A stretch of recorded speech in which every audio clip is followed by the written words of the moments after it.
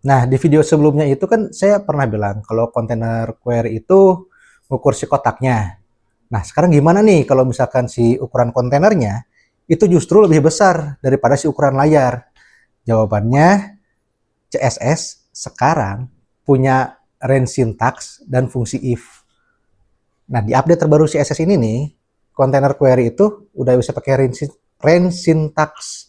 Artinya, kamu itu sekarang udah bisa nulis aturan.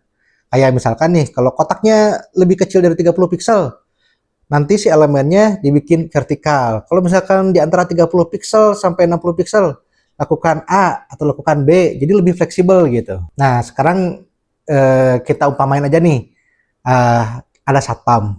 Ya, bayangin si kontainer query itu tuh kayak satpam tuh, yang ngecek ukuran tas orang nih kalau kita mau masuk ke mall gitu kan. Nah, si tas yang ini tuh bisa aja tuh lebih gede daripada tas standar orang-orang buat masuk ke mall nih gitu. Misalkan si orang itu mau masuk pakai tas yang besar, nanti si satpam bakal nahan nih, kamu jangan masuk lewat pintu utara, pakai pintu selatan gitu.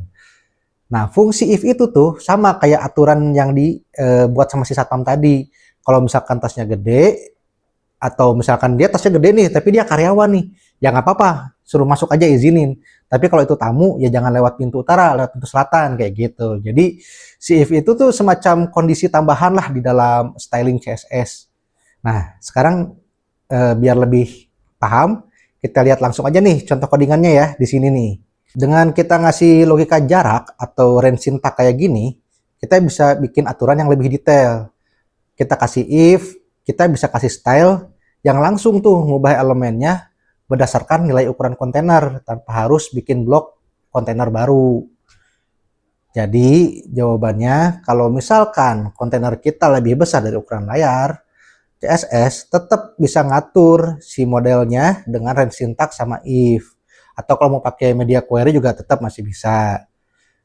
Biasanya kalau kontainer query itu pakai if, pasangannya.